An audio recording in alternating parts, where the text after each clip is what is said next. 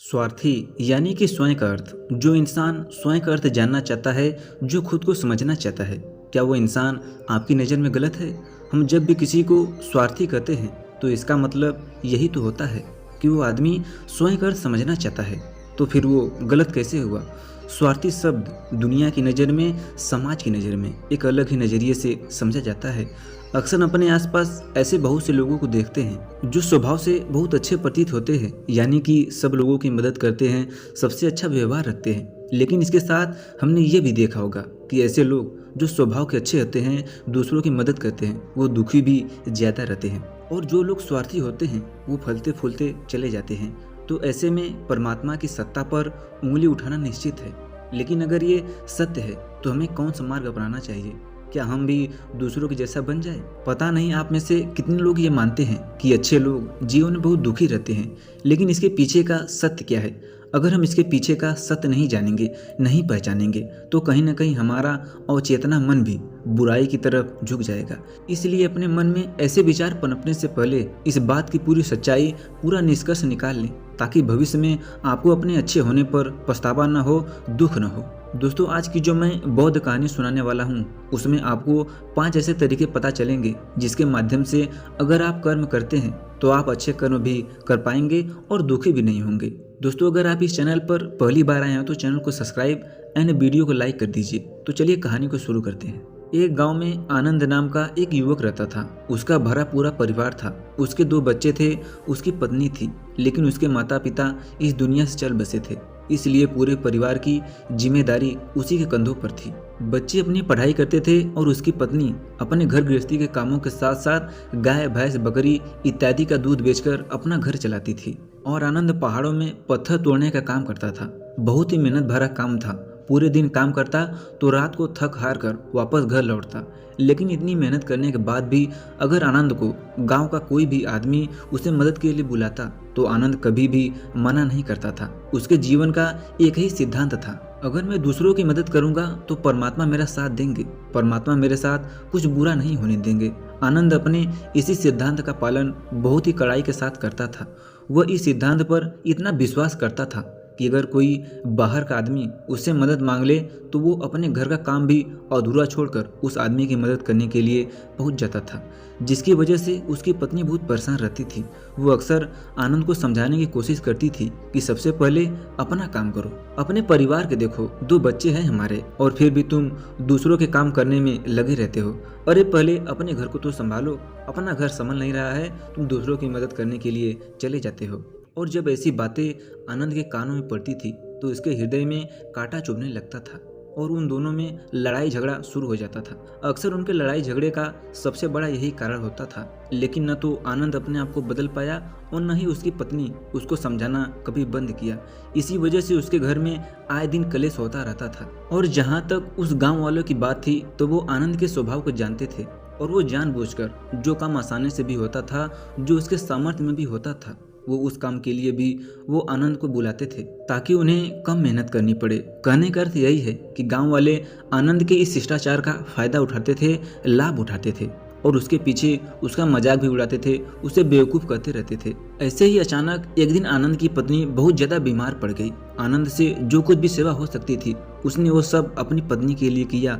उसने गांव के वैद्य को बुलाकर अपनी पत्नी की जांच करवाई, लेकिन ये रोग उस वैद्य की पकड़ से बाहर था। इसलिए उस वैद्य ने कहा कि तुम अपनी पत्नी को नगर में जाकर किसी बड़े वैद्य को दिखाओ तो तुम्हारी पत्नी की जान बच सकती है। जल्द से जल्द नगर में पहुंचने की व्यवस्था करो, नहीं तो तुम्हारी पत्नी के प्राण संकट में हो जाएंगे। ये सुनकर आनंद के पैरों तले जमीन फिसल गई। उसने ये नहीं सोचा था कि उसकी पत्नी के प्राण संकट में है। वो सोच रहा था कि कोई साधारण सा रोग होगा जिसका इलाज हो जाएगा। लेकिन जब उसने वैद्य की यही बात सुनी तो वो घबरा गया। अब पत्नी को लेकर नगर में कैसे ले जाए, क्योंकि उसके पास इतना धन नहीं था कि वो अपनी पत्नी के लिए एक घोड़ा गाड़ी करके उसमें अपनी पत्नी को लिटाकर नगर में ले जा सके। उसकी पत्नी की हालत बिल्कुल चलने की भी नहीं थी, इसलिए उसे नगर में पहुंचने के लिए किसी घोड़ा गाड़ी की जरूरत थी। संयोग से उसके पड़ोसी धम्मू के पास एक घोड़ा गाड़ी थी। वो अक्सर व्यापार के लिए अपनी घोड़ा गाड़ी नगर में लेकर जाया करता था। इसलिए आनंद के मन में ये विचार आया कि मैं धम्मू की घोड़ा गाड़ी लेके जा सकता हूँ। मैं धम्मू की इतनी मदद करता हूँ, कभी उसके काम को टालता नहीं हूँ, तो वो मेरे काम को भी नहीं मना कर सकता। और यही सोचकर वो घोड़ा गाड़ी लेने के लिए धम्मू के पास पहुंच जाता है। लेकिन धम्मू बहुत ही चालाक इंसान था।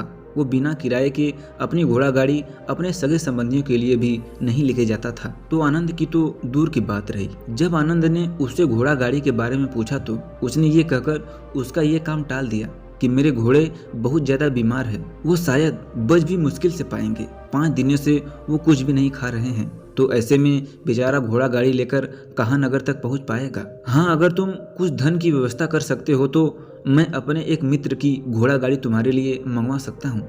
ये सुनकर आनंद परेशान और चिंतित हो गया, क्योंकि उसके पास धन तो था ही नहीं। इसका मतलब उसकी पत्नी बड़े नगर में वैद्य के पास इलाज के लिए पहुंच ही नहीं पाएगी। उलझन भरे हुए विचार लिए हुए जब आनंद वापस आ रहा था तो उसने एक दिल दहला देने वाला दृश्य देखा। उसने देखा कि धम्मू के घोड़े, जो धम्मू के अनुसार बीमार थे और वो कुछ खा भी नहीं रहे थे, वही घोड़े गांव का ही एक युवक उसकी बांड खोलकर उसको बाहर लेके आ रहा था और गाड़ी में उसको जोत रहा था। ये देखकर पहले तो आनंद को कुछ समझ नहीं आया।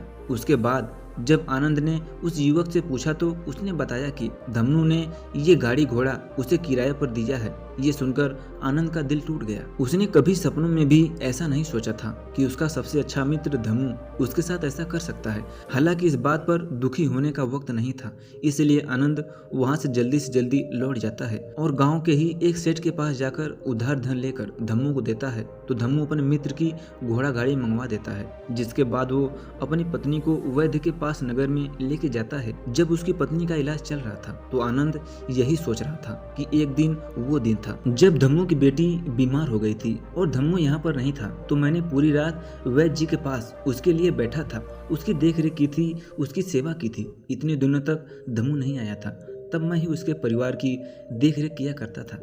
हाँ, ये कैसा दुर्भाग्य है, ये किसके लिए मैंने इतना कुछ किया। उसने एक घोड़ा गाड़ी देने के लिए मुझे मना कर दिया, और वो भी तब जब मेरी पत्नी जिंदगी और मौत के साथ खेल रही थी। कुछ देर बाद वैद्य बाहर आकर आनंद को बहुत बुरी खबर देता है। वो आनंद को बताता है कि उसकी पत्नी को कर्क रोग हो चुका है और इसका कोई इलाज नहीं है, उसके पास कुछ ही समय शेष बचा है। ये सुनकर आनंद बहुत दुखी हो जाता है।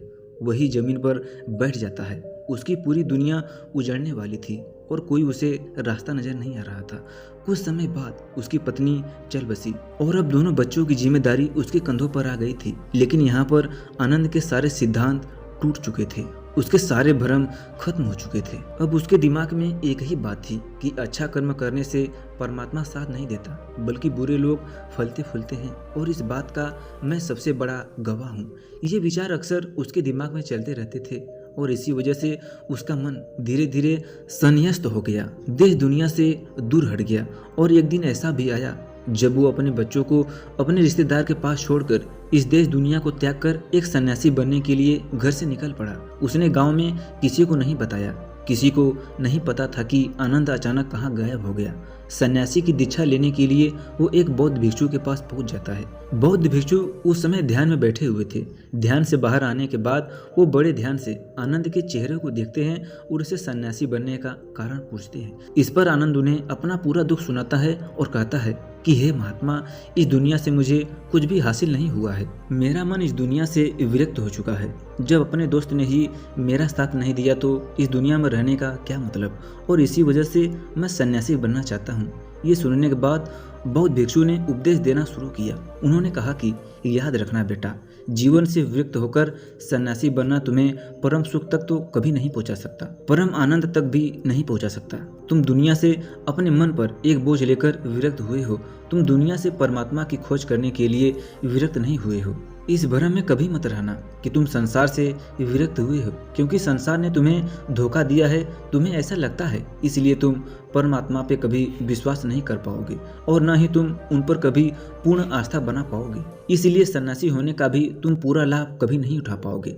सन्यासी होने का लाभ तब मिलता है जब हमारी प्रभु में, परमेश्वर में, परमात्मा में पूर्ण आस्था बन जाती है।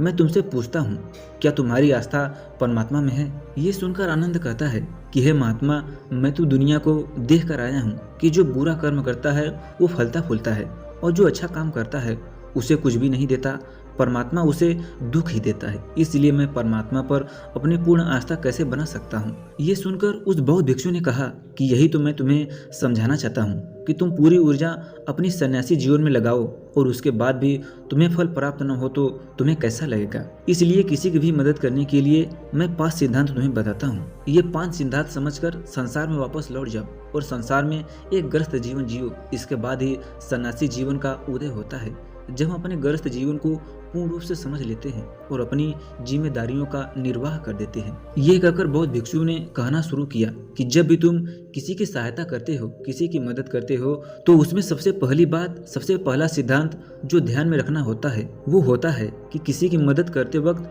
किसी की सहायता करते वक्त कभी भी उससे उम्मीद मत रखना। ये मत सोचना कि आज मैंने इसकी सहायता कर दी, मदद कर दी, तो कल बदले में ये भी मेरी सहायता करेगा, मेरी मदद करेगा। अगर तुम ऐसा सोचोगे तो तुम्हें जीवन में दुख का सामना करना ही पड़ेगा, क्योंकि एक नहीं तो दूसरा, दूसरा नहीं तो तीसरा कोई न कोई तुम्हारी उम्मीद जरूर तोड़ेगा। वास्तविकता में वो मदद या वो सहायता नहीं होता, वो हमारे लालच का ही एक रूप होता है। हम उसकी सहायता या मदद निर्भर तरीके से नहीं कर रहे हैं। हमारे मन में लालच का भाव है, हमारे मन में बदलने का भाव है। हम ये सोचकर मदद करते हैं कि इसकी मदद कर देता हूँ तो कल को ये मेरा भी मदद करेगा। और यही लालच हमें अक्सर उन लोगों पर मदद करने पर विश्वास करता है जो कि किसी न किसी रूप में धनवान होते हैं, क्योंकि हमें लगता है कि कल ये आदमी धन के द्वारा मेरी मदद कर सकता है। और इसीलिए जिस इंसान को वास्तविकता में मदद की आवश्यकता हो सकता है वो गरीब भी हो, लेकिन हमारा मन अपने लालच के वशीभूत होकर उसकी मदद कभी नहीं करेगा। इसीलिए किसी की मदद और किसी की सहायता करने पर अपने विचार को विस्तार दो। केवल एक प्रकार के वर्ग के लिए अपनी सहायता या अपनी मदद पेश मत करना, उन सबके लिए एक समान होना चाहिए। जरा सोचो, एक तरफ तुम्हारा मित्र हो जिसके पास धन है, संपदा है, और दूसरी तरफ कोई गरीब औरत हो जो भूखी बैठी हुई हो। तुम्हारा दोस्त तुमसे कहता है कि यार आज तो खाने के लिए अच्छे पकवान मंगवा लो बाजार से, और दूसरी तरफ वो औरत तुमसे 2 सूखी रोटी मांग रही हो, तो तुम किसकी मदद करोगे? कौन मदद का हकदार सबसे पहले है? सबसे पहले हमारा कर्तव्य बनता है कि हम उस औरत की भूख मिटाए, लेकिन अक्सर इंसान ऐसा नहीं सोचता। वो अपने दोस्त को तो खिला देगा, उसको तो बाजार से बहुत महंगी वस्तुएं मंगा कर दे देगा, लेकिन किसी गरीब को उसकी भूख मिटाने के लिए पैसा या धन नहीं देगा। दूसरी बात जो ख्याल में रखना है वो ये है कि किसी की सहायता करते वक्त हमारा लालच कभी भी उसके साथ नहीं जुड़ना चाहिए। अक्सर हम जब भी किसी की मदद करते हैं तो हमारा लालच और हमारा स्वार्थी उसके साथ जुड़ा होता है, और हम अपनी भविष्य की योजना तैयार करके उस आदमी की मदद करते हैं। हम ये सोचते हैं कि अगर मैं इसका ये काम करूँगा तो भविष्य में ये आदमी मेरा वो काम पूरा कर देगा, और वो सहायता, वो मदद बिल्कुल भी परमात्मा के द्वार को नहीं खटकाती, क्योंकि वो लालच है। और जाहिर है आप अपने आप को धोखा देने के लिए अपने लालच को एक सहायता, एक मदद के रूप में दे रहे हैं। तीसरी बात जो ख्याल में रखना है वो ये है, अपने सामर्थ्य के हिसाब से दूसरों की मदद करो। कभी भी एक ग्रस्त आदमी को किसी की इतनी सहायता नहीं करनी चाहिए जिससे कि उसका परिवार और उसके बच्चे कष्ट में जीवन बिताएं। सबसे पहले हमारा फर्ज होता है अपने परिवार को सुखी रखना, उनकी जरूरतों को पूरा करना, उसके बाद दूसरों की मदद करना। लेकिन कुछ लोग दूसरों की मदद पहले करते हैं और अपने परिवार को तवज्जो कम देते हैं, जिससे कि परिवार में लड़ाई झगड़े होते रहते हैं। ये सब हम समाज में देखते रहते हैं। अगली बात जो याद में रखना है वो ये है कि अपना कर्म और अपनी जिम्मेदारियां सबसे पहले निभाओ। हम अपना कर्म, अपना काम छोड़कर पहले दूसरों की मदद करने के लिए चले जाते हैं, और जब दूसरा बदले में हमारी मदद नहीं करता तो हमारा दिल दुखी हो जाता है। हम सोचते हैं कि मैंने तो अपना काम छोड़कर उस आदमी की मदद की थी और वो आदमी मेरी मदद नहीं कर रहा है। इसलिए अपना कर्म सर्वोपरि, यानी कि अपना कर्म को सबसे ऊपर रखो, क्योंकि वही काम करने के लिए इस दुनिया में हमारा जन्म हुआ है। और सबसे आखिर में जो बात समझने की है वो ये है कि परमात्मा की मर्जी से ही सब कुछ होता है। हमारा कर्तव्य है अपने कर्म को करते जाना। करनी धरनी तो ऊपर वाले के हाथ में है, इसलिए जो कुछ भी होता है सब ऊपर वाले पे छोड़ दो। अगर तुम्हें कोई धोखा भी देता है तो ये समझ के चलो कि वो सब ऊपर वाले की करनी होती है। आप ये मान के चलो कि मैं एक कर्ता नहीं हूँ, मैं एक माध्यम हूँ। करने वाला तो वो है, उसके सामने किसकी मर्जी चली। जब ये आस्था, ये विश्वास हमारे मन में पनपने लगता है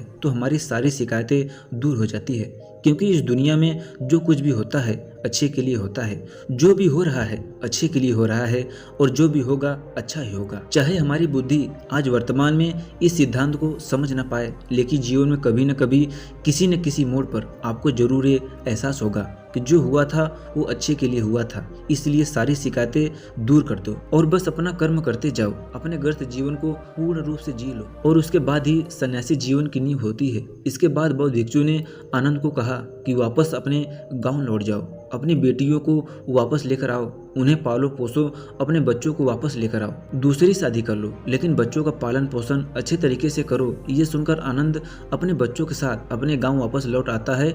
गांव में किसी को खबर नहीं थी कि आनंद कहां पर गया हुआ था और वो क्या ज्ञान लेकर वापस लौटा है। लेकिन अगले दिन सुबह सुबह गाँव वालों ने आनंद के चेहरे पर एक अलग ही चमक पाई और एक अलग ही आशा पाई। दोस्तों, आपको ये कहानी कैसी लगी कमेंट बॉक्स में कमेंट करके जरूर बताएं। अगर अच्छी लगी हो तो वीडियो को लाइक एंड इस चैनल को सब्सक्राइब कर दीजिए। हमें आपके प्यार और सपोर्ट की ज़रूरत है। धन्यवाद।